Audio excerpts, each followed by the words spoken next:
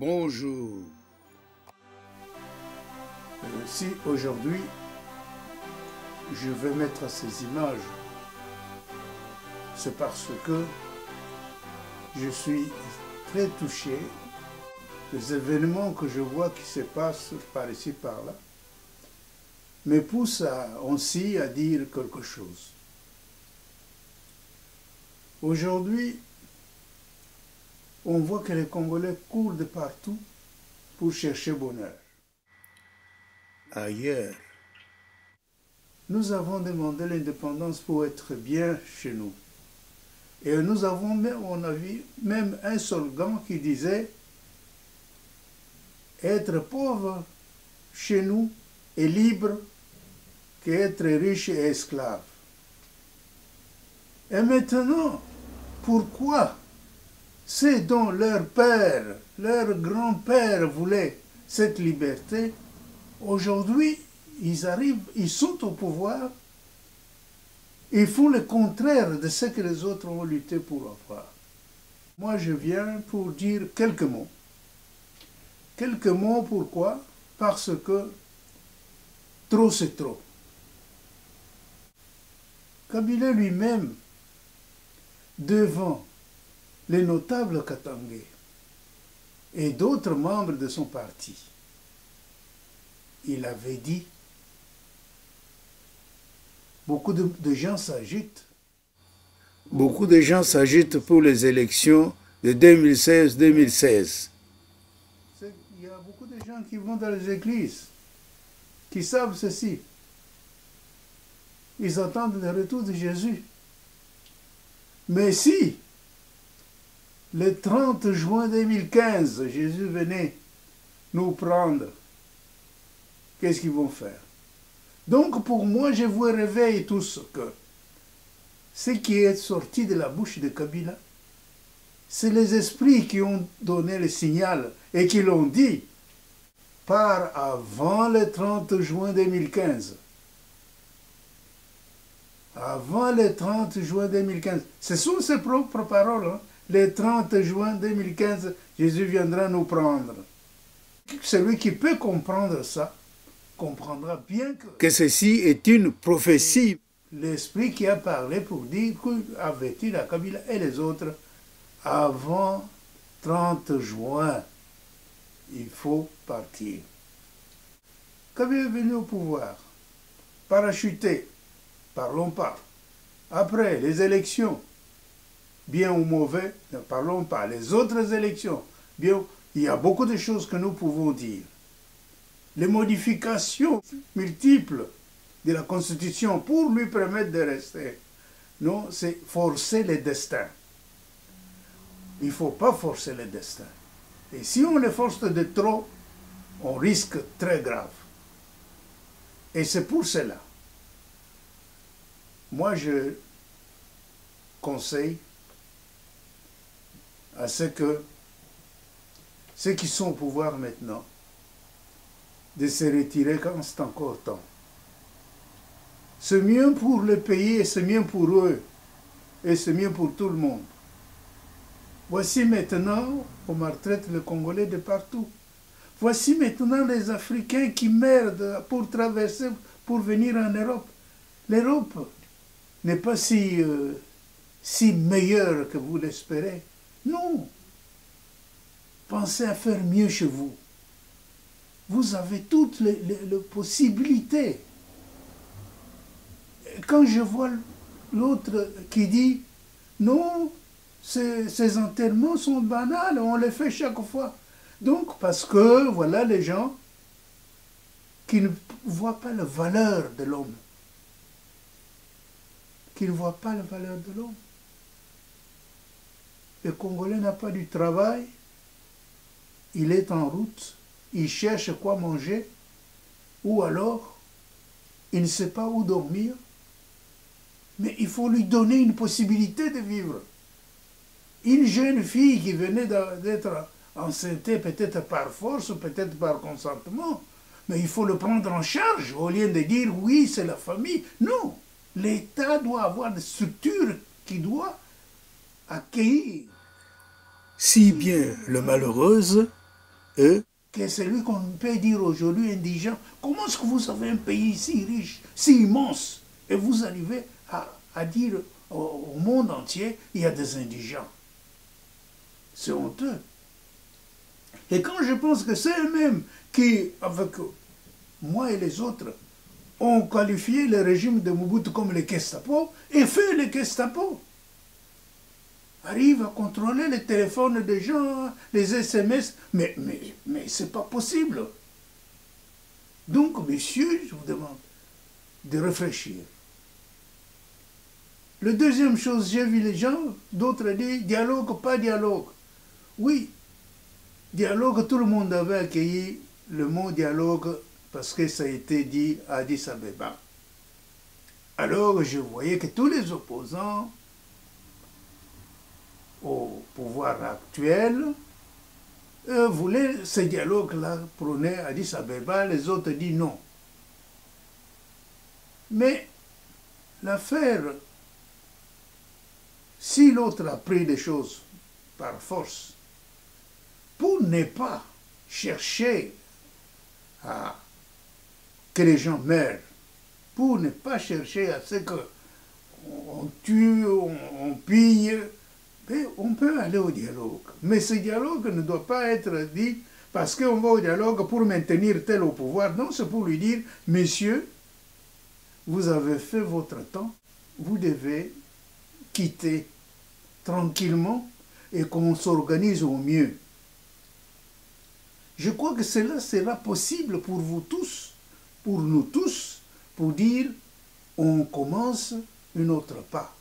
Pas imposer telle ou telle chose. Je vois que, bon, il y en a qui vont copier les Chinois ou les Américains ou les Français. Non, essayez de trouver des choses pour la vie que vous avez aujourd'hui chez vous et les possibilités que vous pouvez en avoir. Comment voulez-vous faire des élections? Parce que j'ai vu certains qui disaient, oui, mais partout c'est nous. Mais non. Alors là, ce n'est pas équilibré. J'ai dit, celui qui a demandé le dialogue, il devait demander explicitement pour dire, c'est parce que nous voulons commencer mieux.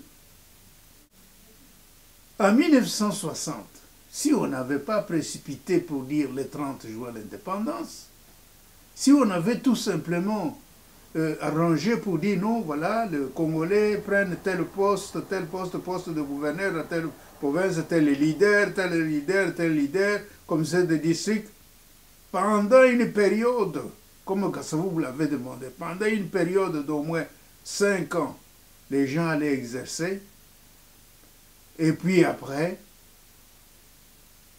on allait programmer l'indépendance, ça allait continuer toute seule.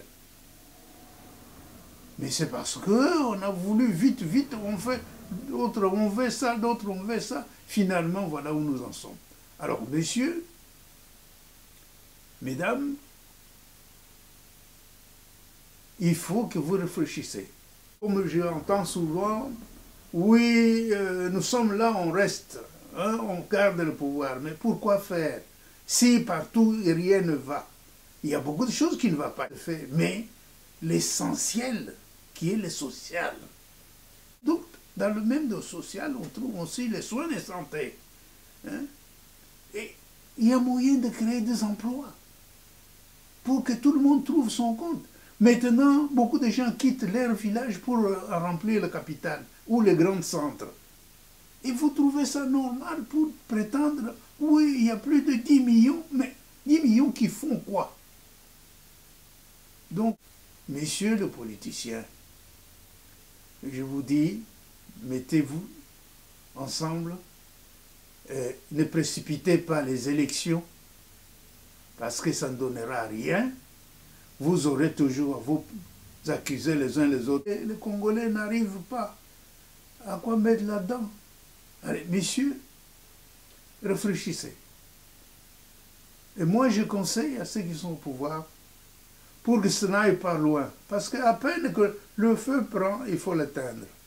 Si vous attendez à ce que toute la maison prenne feu, et ça sera très dur pour éteindre le feu. Cette histoire de gens qu'on a enterrés à Maluku dans la fosse commune, ce n'est pas bon. Ce n'est pas bon du tout. Non, c'est pas bon. Cette histoire d'arrêter les gens, les foutre dans les cachots sans leur donner à manger, sans leur donner des soins, c'est pas bon. Parce qu'on peut dire, oui, ils ont tué pas. Mais il y a des gens qui sont morts de faim. Moi, je connais ça. Il y a des gens qui meurent de faim dans des cachots, dans les prisons. Et où est-ce qu'on dit? En plus, les gens ne sont pas recensés. On arrête quelqu'un, il n'a même pas une carte d'identité pour identifier la personne. Vous dites, vous avez enterré, mais il faut que le médecin légiste vienne. Je donne l'exemple ici en Europe. Quand on trouve quelqu'un mort sur la route ou écrasé par un véhicule, on va chercher. On va chercher de savoir qui est la personne. Les médecins légistes désignés par la justice, on ne va pas enterrer cette personne-là sans savoir que la personne vient de tel endroit, il se nomme un tel. Donc, on ne peut pas dire, parce que c'est un indigent, on va l'enterrer comme ça. Non, monsieur. Il faut que la justice désigne un médecin légiste, que le médecin légiste va voir et qu'on cherche par soit son ADN, ses empreintes, et savoir il s'appelle un tel, il vient de tel endroit, et trouver sa famille. Et que l'État prend en charge les obsèques. Si la famille n'a pas le moyen, voilà ce qu'on pourrait faire. Mais pas de la façon qu'on fait là. C'est honteux. Moi, ici, je suis en Europe, mais les Européens se moquent de nous. Ils ont voulu l'indépendance, regarde ils font des choses qu'ils ne savent même plus. C'est honteux de venir dire oui, les indigents, on les enterre, et là-bas, mais où on regarde, on dit, mais regarde comment il faut. Mais si c'était du temps colonial qu'on nous traitait comme ça, on allait crier sur tous les toits, monsieur, arrêtez. Arrêtez. Vraiment, je ne voulais pas me mêler dans ça, mais trop c'est trop. Un conseil, il faut que ceux qui sont au pouvoir actuellement réfléchissent bien. Il ne faut pas que le sang des Congolais continue à couler. Il ne faut pas que les Congolais continuent à courir pour trouver mieux ailleurs. Or qu'il a un bon pays, un pays immense où il peut vivre heureux.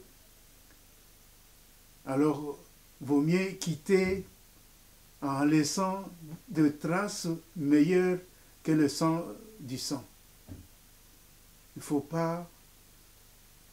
Je crois que si d'autres demandent dialogue et entente, oui, parce que voilà, le dialogue qui a été fait à Sun City, on n'a pas voulu écouter les vieux qui avaient de l'expérience, d'autres ont voulu absolument être au pouvoir, et le résultat n'est pas si bien.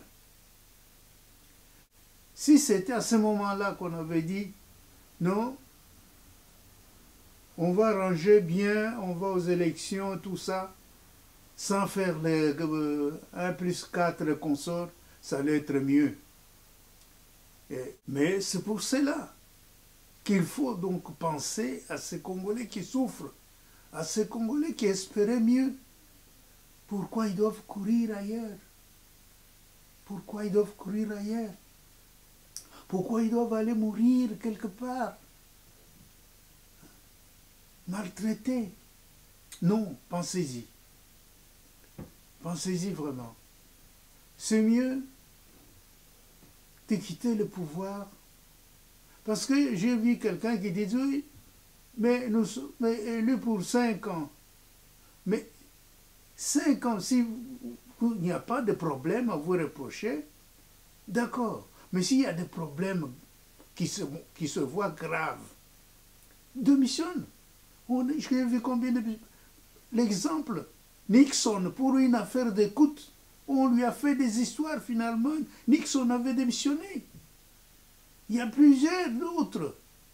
Donc, On ne peut pas, quelqu'un ne peut pas rester seulement au pouvoir parce que je suis élu pour autant d'années. Non, s'il y a quelque chose, s'il y a des choses graves qui touchent, parce que si on vient bien suivre, on veut bien lire la Constitution, il y a pas mal, beaucoup d'infractions. Alors on n'attendait pas jusqu'à ce qu'on sorte ça. J'ai vu quelqu'un d'autre qui le disait aussi. Donc on n'attendait pas. C'est mieux. Je crois que la prédiction que M. Joseph Kabila lui-même a donnée, de dire le 30 juin 2015, c'est beaucoup mieux. De quitter, de ne pas écouter les autres qui vont les tromper. Parce qu'ils seront les premiers à aller dire, oui, il a fait ceci, il a fait cela. Nous, on les conseille, n'écoutez pas. Non, non, non, non, non, non. Messieurs, si vous voulez, avant le 30 juin, préparez-vous pour que le sang ne coule pas. Il ne faut pas que ça aille par la force. Comme je viens de dire, il ne faut pas forcer le destin. Si ça, vous n'êtes pas arrivé pendant autant d'années, il vaut mieux dire, bon, tant pis. La prochaine fois, vous êtes encore jeune, vous pouvez vous représenter après quelques années. Puisqu'il n'est pas interdit de venir se représenter, je pense. Ou alors ceux qui ont... Attendez. Donc, il ne faut pas forcer le destin. Si vous aimez vraiment le Congo, faites comme la maman qui n'a pas voulu qu'on dépièce son enfant à deux. Le Congolais doit être libre, s'exprimer librement, avoir la joie d'être chez lui et pas aller courir ailleurs à l'étranger où l'on le traite de ceci ou de cela. Aimez votre pays. Écoutez les paroles de l'hymne national congolais. Et pour de bon, prenons le